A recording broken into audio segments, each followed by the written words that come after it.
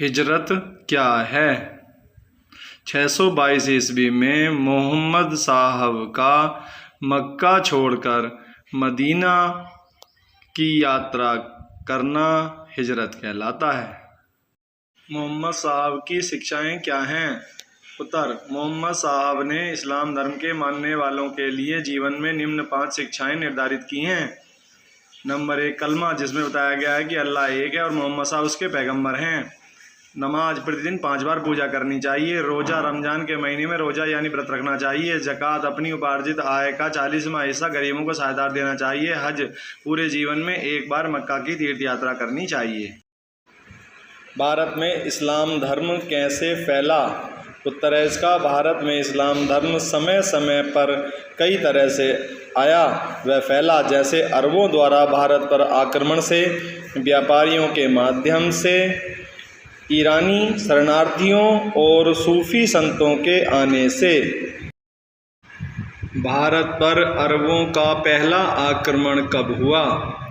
उत्तर: भारत पर अरबों का पहला आक्रमण खलीफा उमर के समय 636 ईस्वी में पश्चिमी तट पर हुआ, जो सफल नहीं रहा।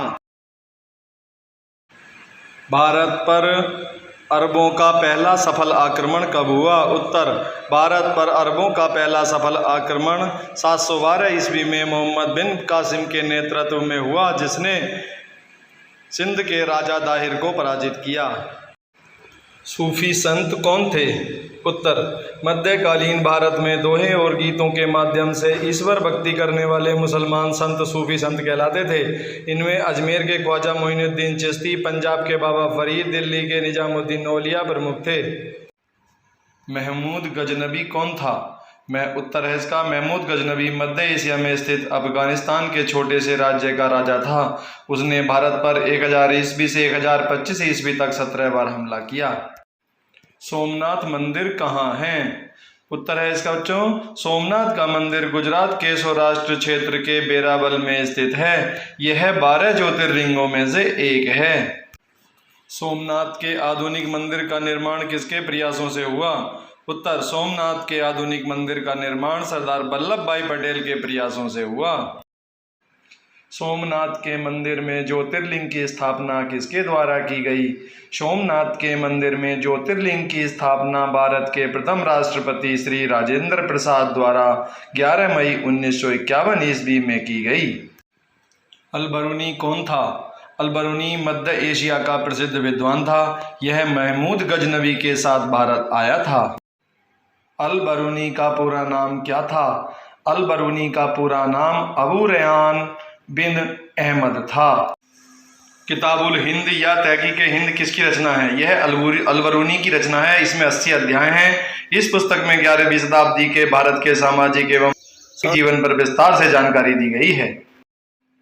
मोहम्मद गौरी कौन था? मोहम्मद गौरी अफगानिस्तान के गौर नामक स्थान का था। उसने गजनवी पर 1173-74 ईस्वी में अधिकार कर लिया था। भारत पर उसने पहला आक्रमण 1175 ईस्वी में मुल्तान पर किया था। पृथ्वीराज चौहान कौन था? पृथ्वीराज चौहान दिल्ली का राजा था। उसने अनेक राजपूत शासकों को पराजित किया। चंदेल शासक परमार्दी देव के बहादुर सेनापति अलाउद्दीन पृथ्वीराज से लड़ते हुए ही मारे गए थे। तराइन के प्रथम युद्ध में कौन जीता था? तराइन के प्रथम युद्ध में मोहम्मद गौरी की हार और पृथ्वीराज की जीत हुई थी। तराइन के दूसरे युद्ध में किसकी जीत हुई? तराइन के दूसरे युद्ध में मोहम्मद गौरी की जीत और पृथ्वीराज की हार हुई। चंदावर का युद्ध कब और किसके बीच लड़ा गया? चंदावर का युद्ध मोहम्मद गौरी और जयचंद के बीच 1994 ईस्वी में लड़ा गया, जिसमें जयचंद की हार हुई। मोहम्मद गौरी की मृत्यु कब हुई? मोहम्मद गौरी की मृत्यु 1206 ईस्वी में हुई। सिंध पर अरबों की विजय का विस्तृत विवरण किस किताब में मिलता है? इसका उत्तर है चचनामा नामक पुस्तक में मिलता है।